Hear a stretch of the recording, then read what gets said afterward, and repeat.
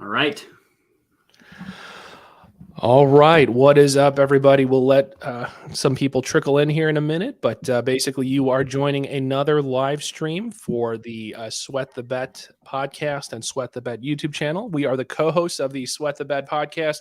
Myself, Andrew Kim, aka the Parlay Doc, and Matt, aka Jedi Modi. Those are our Twitter handles, so follow us. We are the co hosts of the Sweat the Bet podcast, brought to you by oddsjam.com. Our sponsors, OddsJam. Go check them out, guys, for some positive EV betting alerts, easy line shopping, which is essential, bet trackers, all that good stuff, all the calculators.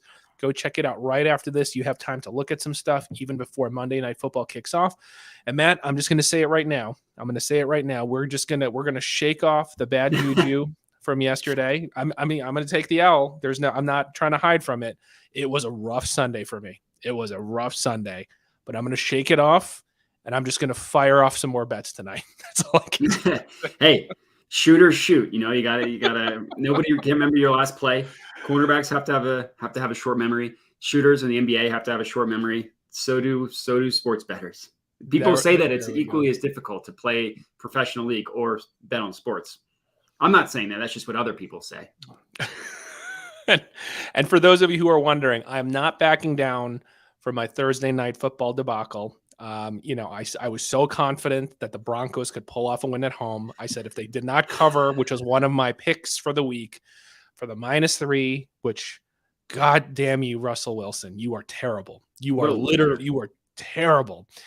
I didn't forget about the one chip challenge, the Pocky one chip challenge. I didn't realize how hard it is to find that at a freaking gas station, at grocery stores. So I've ordered it from Amazon. It's arriving tomorrow. So I'll do it on our Thursday night primetime live stream. And I will do it there. I'll eat it at the beginning so you can watch me suffer. I'll have a trash can ready to puke. Yes, that is my first mistake, Dakota D. You know what? It was the 32nd offense DVOA with no Jonathan Taylor. And you would think at some point a $200-something million quarterback would get their shit together to pull off a -3 at home against the worst offense. But no, they defied analytics and they defied statistics and mathematics and probability and the forces of nature. And they lost to the Colts. I mean, nobody scored a touchdown in that game. So you were dead on about the offensive part. Who would have thought Russell Wilson would throw 2 red zone interceptions? I mean, that last one. Blind man. So much. Blind man. If they just run the ball, they kick a field goal and they go up by 6 and they win the game. And then Russell Wilson throws the worst. Oh, I mean, that hurt. I put 2 units on the Broncos money line. Oh, and it only went downhill from there. Oh my God. There were so many chances to win that game. Anyways, I like I said, I didn't forget. I am going to do the one chip challenge. It's arriving from Amazon. I didn't realize how hard it is to buy these dumb chips, but I'll be doing it Thursday night on our live stream. So I'm not backing off, but thanks, Dakota D. That was my mistake. And from now on, we said graveyard. They're one of my great. They're in the graveyard. I'm never betting on the Broncos minus fading them the rest of the season. Screw Absolutely. That. In the graveyard. And I will say the game we have Thursday night, your Bears against the Commanders, that sounds like a perfect, like the one chip challenge is just a perfect way to start how that night is going to go. Okay, exactly. All right, guys, fresh mentality, reset. We're resetting right now. Matt and I are in sync. We burned some sage, all that shit. It's gone. Okay. We smashed the watermelon. Okay. We pulled it down, Mike McCarthy. Yeah. If there's an anti-Broncos-Colts game, this is the anti-anti, okay? And I know primetime games have been rough, but I really hope tonight, guys, we get some excitement. It's been so brutal. I'm not even talking about betting. I'm just saying from a viewership standpoint, it's been brutal watching this product for NFL, these primetime games. So tonight is the night. Let's have another fun one, hopefully. It's been a while since we've had a good primetime game. So, look, right now, Chiefs, Raiders, as things stand, I'm surprised the line has shifted. So I'm tempted now. I feel like I'm being baited, but Chiefs are -7 now. Yeah. Where I wasn't really touching it at that key number of -7.5. So Chiefs are -7. A lot of books are having the total at the over under at 51.5. So that's kind of where things are. So let's talk about main markets real quick, Matt. What are your thoughts? Did you already lay anything on the main markets? Are you still waiting for anything to move? Or are you just not touching the main markets today? I'm not touching the main markets. If I had to lean, I would lean Chiefs -7. Like you can get that at minus 105 on PointsBet, which is not terrible. For the total, I would also, and I hate to be a loser, but I would also lean this going under. It just feels like a game that's going under, but there's no value there. Like all the books are pricing it almost consistently at 51.5. So there's really no value on that total. So I don't have anything in this game that isn't a player prop. Gotcha. Okay. So I don't know about you. So yeah, what about you? Yeah, I don't have anything on a total. I'm tempted, and I'm gonna say this right now. I'm gonna watch it live very carefully, especially in the beginning. My ideal scenario is that the Raiders come out and score early, whether a field goal or a touchdown. So if I can get the Chiefs somewhere at, like, my ideal would be, like, in my head, I've already set a price. If they don't look terrible, and if the Raiders score early, and if I can catch the Chiefs at, like, live minus 5.5, I think I might sample that and take a little taste of that. But I want to see how they look, their rhythm. But if I can get the Raiders scoring early and I can catch it quickly at minus 5.5, I don't know about 6, but 6 is my limit. I might dabble in that. But in order to avoid that, I like some of the boosts. And I will say, Matt, even though we were horrific, and we were horrific in our picks, Bridgewater goes out on the first play. That killed my Miami bet. Denver screwed me. The Eagles somehow fall flat in the second half. They can't cover minus 5. But of course they win, though. Of course they do. No excuses for that. Just bad, good line makers. God damn, these line makers are sharp. Good line makers and bad picks on my part. And we didn't want to tout our horn to hide the L's, but we hit the boosts. And people who keep saying boosts are for suckers, most of the boosts that we picked on Sunday actually hit. So tonight, I'm still going boost. So if I can't catch that live spread for the Chiefs, I am taking the PMI Super Boost on FanDuel at plus 200. Mahomes, 250 yards passing. Chiefs, minus 5.5. And that Super Boost is at plus 200. I like it. I do think the Chiefs are going to win. Rare Deal Gaming. Yeah, I know, man. It's so painful. Mahomes, fantasy tool projections. A lot of them are having him in the 270s, 270, 275, 276. So I think he's going to cross over that 250 threshold unless it's like an enormous blowout early on and they're just going to go to the run game. So I like the PMI Super Boost. What do you think about the PMI Super Boost, Matt? I took it as well. I love it. Okay. I don't have anything. Yeah. I don't have anything more to add. I think it's good. Gotcha. The other boost, I also think, in my opinion, kind of a no-brainer. I don't think it's as much value, so I wouldn't say I love it as much as the PMI Super Boost, but it's so low that it's hard for me not to take it. Is the Kelsey and Devonte Adams each to get 50 yards plus 100. Yep. I'm going to give you the projections real fast. Let me take a look here. Let me flip this in order of ascending. Devonte Adams, anywhere from low 70s to 80 yards. Kelsey, 65-ish to like 73 yards. So projection models like them both. I do like it against their DVOA models. If you go look, even though the Chiefs are good, I've said this in previous episodes, Chiefs are good, decently decent at, a defense this year, but one soft spot still, wide receiver ones. They're like 32nd, I believe, 28th or 32nd, somewhere in that range, DVOA, bottom, basically. Yeah. Versus wide receiver one. So Adams should still have a good night. Raiders, not terrible, but a little soft side, below average against tight ends. So I still like it. Not a ton of value at plus 100, but I like it. So I am going to take that one as well. And I'm maxing both out. So I am maxing out both FanDuel boosts. Yeah. To answer the question, the limit slim Dan is 50 for each. To answer that question. Gotcha. And we will get to some player props now, I would presume. Yeah. And then if you guys still see it, I texted this to Matt earlier. I think the odds have been smashed earlier in the day. So, I'm sorry. I didn't want to tweet it out because you know how touchy these guys get. Some capper says they're the one who found it, and I got it in some group chat. But if you go on DraftKings and you go on their player prop parlays, the pre-built ones, there is one for, and I texted this to Matt earlier in the day, for Kelsey and Adams, and they have to combine, not each, but combine for 200 yards. Earlier in the day, it was at a freaking plus 1,000. I think it's been smashed all the way down to like plus 500. But for those of you who want to dabble in some degeneracy, again, projection models don't have them. I want to be clear. They don't have them surpassing that threshold, even if you combine their projections, but you never know how things go. It just takes one of them to go crazy and get 120, 140, and the other one can like pick up the slack for the other. But if you want to dabble in some degeneracy, go in the game itself and then play the game parlays or player prop parlays that are pre-built and go see what the odds are. Earlier in the day, it was plus 1,000, but I think it's been hit pretty hard since then. Yeah. Yeah. I mean, if you do want to parlay them each to get 100, it's like plus 800 odds. Oh, now I guess it's better to even manually build. Earlier in the day, it was at plus 1,000 something. Yeah. So, but that's with combined. This isn't combined. This isn't. Combined. That's each 100. Yeah. That's the big difference. That's even tougher. So that's why that was good value with the combination for the two. Yeah. Okay, let's dive into player props. What do you like, Matt? Yeah. So my favorite one, I think, is Derek Carr throws an interception. You can get this at minus 110 at either. BetMGM is going to be the most common one. You can get that at plus 110. Okay. Or sorry, minus 110. Excuse me, minus 110. Minus 110. Okay. Yeah, and I also like Pat Mahomes to over 2.5 touchdowns. I got it at plus 140, but the odds have shifted. It's now available at plus 126. I still do think it's worth it at that number. But those are definitely my two favorite player props that I've locked in. Another one that I liked is, I think I mentioned this yesterday, actually, Jerick McKinnon under 16.5 rushing yards.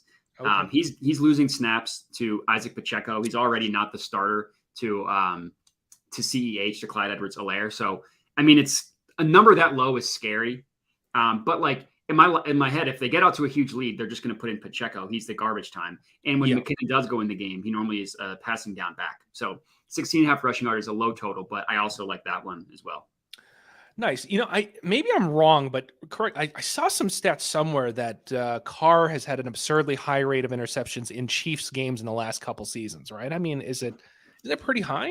It's because he always has to throw. But yeah, it is. It's like I forget the exact stat. Maybe in six of the last 8 times they've played each other or something. I mean, it goes back multiple years, so you can't really put too much into that. But I think he's had a bunch of picks or something. He's had an interception. Look at this. Okay, so this is dating back to 2017. So exactly. But 2017, 2 interceptions. Then the next game 0, and these are the next 8 games. 2 interceptions, 2 interceptions, 2 interceptions. 1.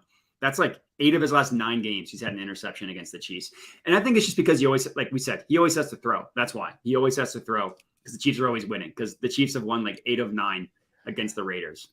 Yeah. And for that reason, it's funny because, and look, Matt and I actually don't talk about these picks even on our live streams. We do this independently on our own. So I actually had Mahomes over 2.5 passing TDs as well. So okay. I didn't catch it. You got it earlier, so you're smarter than me. I got it at plus 132, but just for transparency, I'm on that too. I bet 100, a full unit on that one. Because if you also look at that record, so covering is different than winning, but they're winning at an absurd rate versus the Raiders in the last few seasons, and in a lot of those wins, they're putting north of 28 points. So, for whatever reason, they seem to light it up against the Raiders. So I'm hoping that today's another one of those days, and there's not a bunch of handoffs to CEH or Pacheco to vulture those, and they're just it's those Mahomes typical wrist passes. Passing it forward, I don't care as long as it's counted as a pass. Let's get over. You like the pitch, pitch forward pass. I'll take anything basically, but I think there's a lot of value there. So I like this one. To answer real quick, not to interrupt you. I think the CEH boost is pretty good. What is that? What is that? How much are they boosting it? I'm curious. Plus 1. I don't have DraftKings, so I can't use it. I believe I saw they're boosting it to plus 140. Oh, okay. Which is pretty good. Okay. I'll take that. I already put this one out there related to CEH. I'm gonna have to look at that one. I kind of like that. So, to what? To plus 150. Look at that. Oh, even better. Even better. What is the max on that? Let's see. What is the max? I bet you it's some low 50. Yeah, it's not bad. 50. Okay. Hey, Alex, let's go. I'm with you. With CEH, you can get it 2 ways, right? He's been doing decent in receiving, which relates to one of my props that I already tweeted out there. So hopefully you guys saw that earlier. So I could see him running it in if they get close enough within that 2-3 yard range, or just a little pass to the side. So I like him because of that flexibility that you can get it both ways with CEH, and he's already demonstrated he can do it both ways. So Related to that, I took Edwards-Helaire. I tweeted this out earlier, so don't blame me if the line shifted. So follow me on Twitter. Over 18.5 receiving yards at -115 on BetMGM. It's pretty good. And here's the rationale. I mean, in the 4 games, he's covered it 3 times. Okay, minus the previous game against, I think, versus the Bucks. But prior to that, he not only covered it, but he soared over it. So I think Patrick Mahomes is going to just spread it across to a lot of different receivers today, and there's going to be a lot of variety. I know people say that he's kind of the early back down, but that's the weird part. Even though he's an early back down, Alex, that's why I think +150. I think that's, especially at the boosted odds, not so much at the regular line, but boosted odds +150. I think that's value. I'm gonna bet that as soon as we get off this stream, Alex. So I'll be with you on that one. Okay. So I am going to take Edwards-Helaire over 18.5 because he soared over that in the 3 games that he did go over. He smashed it, and I could see this being another game where they throw it to him a few times at least. So, yeah, I like it. I mean, he's been great, and Andy Reid's always been one to be weird with running backs and like split the carries and touches or whatever. But they have no reason to not continue to give him the ball with how good he's been, unless they're just trying to keep him fresh. Yeah, and I can't remember, but go look if you have footballoutsiders.com. I think the Raiders were like 20-something versus receiving running back. So they're a little soft in that area as well. So it's a good matchup from a matchup perspective. So, all right. Anything else you got, or any ones that you were tinkering with, Matt, out there before we get into building some touchdown stuff or SGP stuff? I saw this on Twitter. Isaac Pacheco over 22.5 rushing yards. Oh, that's funny that you say that. I was going to ask you because I'm on the fence because I feel like he ran so well against the Bucks, right? He's good. He might be their best running back. So, and like, the traditional kind of north-south, just run it, and week 1, he had 62. Man. Then weeks 2 and 3, he didn't do anything. Yeah. And then last week he had 63. That's what I'm tempted, man. I've been looking at that. And I think, I don't know. I'm on the fence about that because I feel like it's going to depend on the game script, but I guess if I'm already leaning Chiefs, then it should fit the narrative. So can we hammer it? I'll partake. I'll partake with a half unit. Okay, all right. I'll do the same. I needed a vote of confidence. I needed somebody to say I'm not insane for thinking that's good value there. So I saw it on Twitter and I liked it. I forget who tweeted it out, but it made sense to me. So that was the one that I was also debating. I was waffling towards or between. Yeah, and I'm not as much of a fan, but I'm waffling.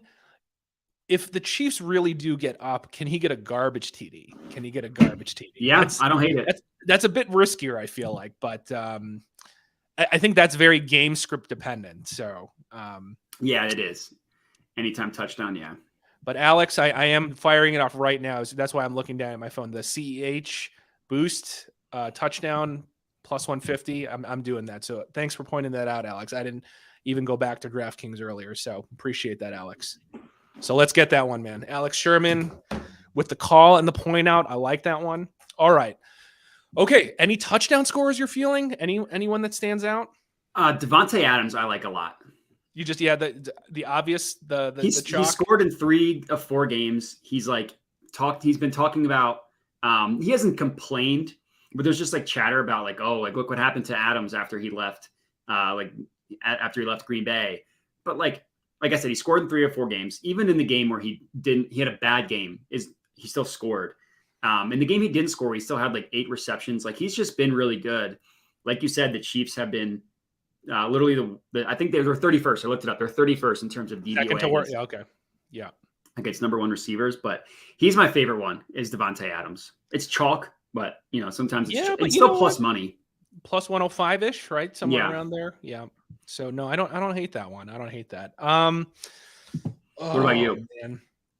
I just have a hard time. Sorry to interrupt you. I just have a hard time with the Chiefs because there's there's so many people that can score on that team. Kelsey is the obvious one at -120, but Justin Watson could score at plus 900. Yeah.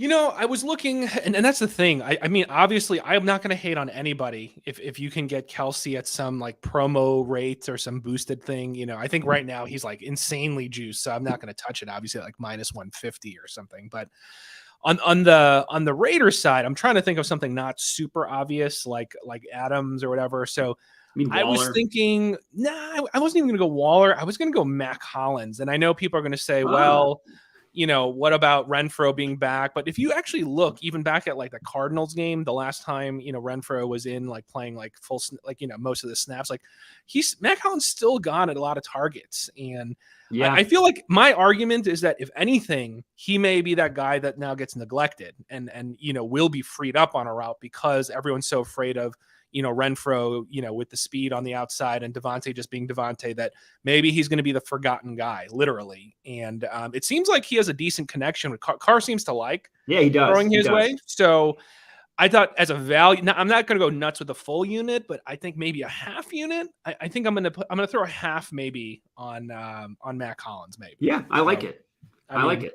It's just a gut. That's more of a gut call. So yeah, and he does seem to like him. And I will say, Derek Carr is pretty good about like moving the ball around. Like, even though he isn't one the hyper target, even though like I'm all over Devonte Adams, he isn't one the hyper target the same way that Aaron Rodgers has been. Yeah, or Cooper Kupp with Stafford. Yeah, exactly. Exactly. All right. So at least it seems like we got a couple that we like here. It's interesting because both of us have that same fear of like, well, Kelsey's so juiced and there's so much variety on the Chiefs side that it's kind of hard to pick one, honestly. Exactly. So it's like, a weird dilemma. It's a weird dilemma. Like, I know it's like Kelsey's the obvious one, but he's so because of that he's so heavily juiced, and like Clyde, as good as he's been, isn't notoriously like a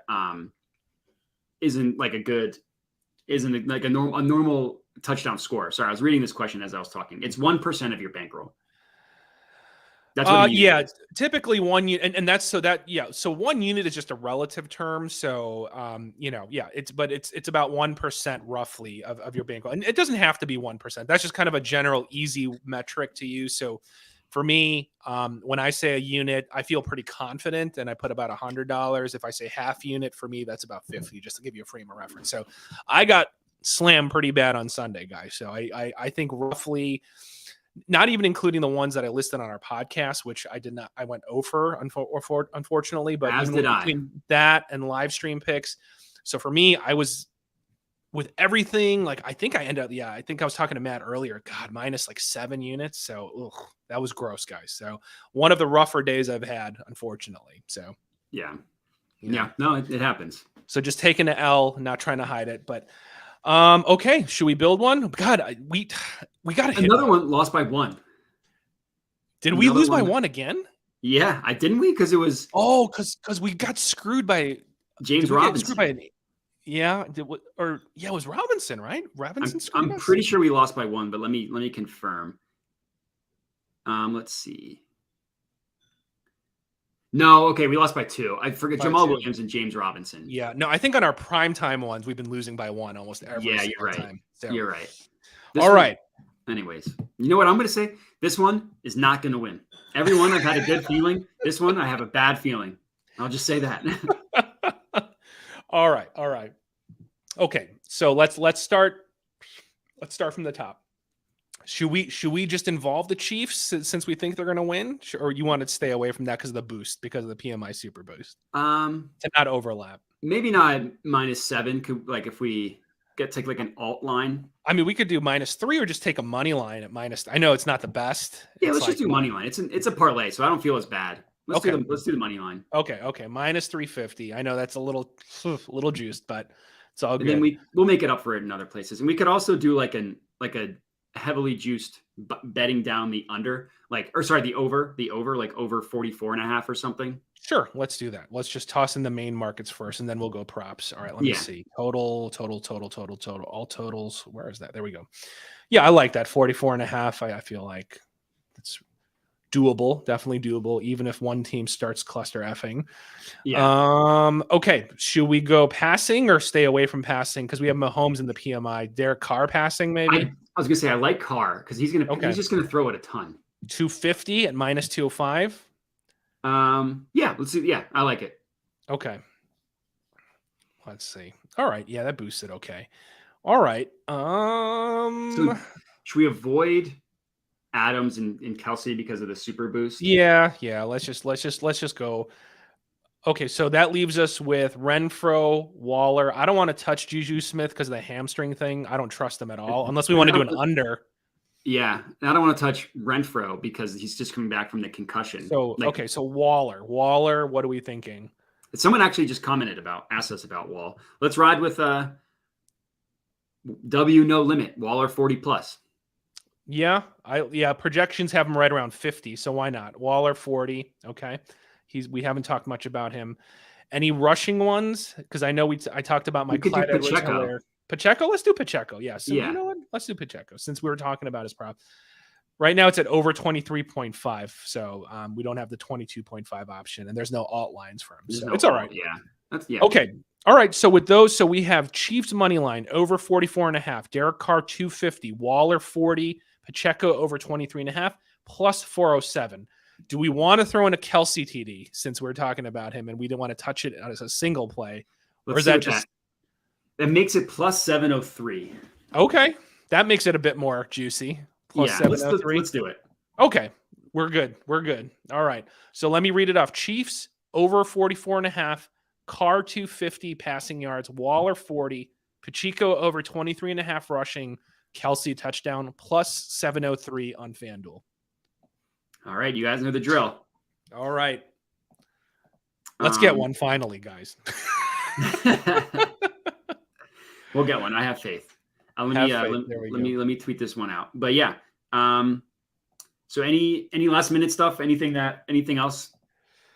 No, yeah, like I said, I mean, I think with that vote of confidence, I think I will just go and even even though I'm double dipping a little, I guess now with this SGP, I think I'm going to take that Pacheco line. I just really liked how he looked against the Bucks. He's good, man. He's formidable run D that maybe we'll get those garbage rushing yards or just even those spot, breaks where he gives a CEH a break. He might accumulate some enough that all he needs is one big run basically. And then those little 2-3 yarders. So I like it. I'll dabble in the Pacheco hype. I'll put a half one on it with you. Yeah, I'll go with it. All right. Okay. All right, guys. Well, thank you for all the comments. And like I said, I will be eating that stupid chip and regret even riding anything on the damn Broncos on Thursday. Let's hope we turn it around tonight, guys. Okay, let's hope we turn it around.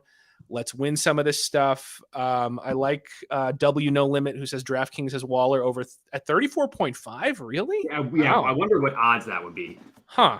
Really? That's wow. I'll have to go look at that. That seems low. I don't know why that stands out as a low number to me because could have sworn a lot of his projections have him around 50 or something. So that's pretty damn low. Okay, yeah, I appreciate you pointing that out. I have to go take a look. What those odds are. That's all. If the odds aren't horrible, then yeah, that's a good one. That's a pretty good line. Yeah, that's like, I don't know, 3 passes to him basically. So yeah, exactly. All right, guys. So remember, go like the tweet that Matt will put out for the SGP. Let's banter a bit online on Twitter, and hopefully we cash some today and just turn this around from Sunday. Let's make that a distant memory, and let's keep this going. Thank you for the support, guys. Follow us on our YouTube channel, Sweat the Bet YouTube channel. Turn on your notifications. And we'll be dropping another full episode previewing week 6 coming up later this week, guys. So we appreciate the support. Sweat the Bet brought to you by oddsjam.com. Thanks, guys.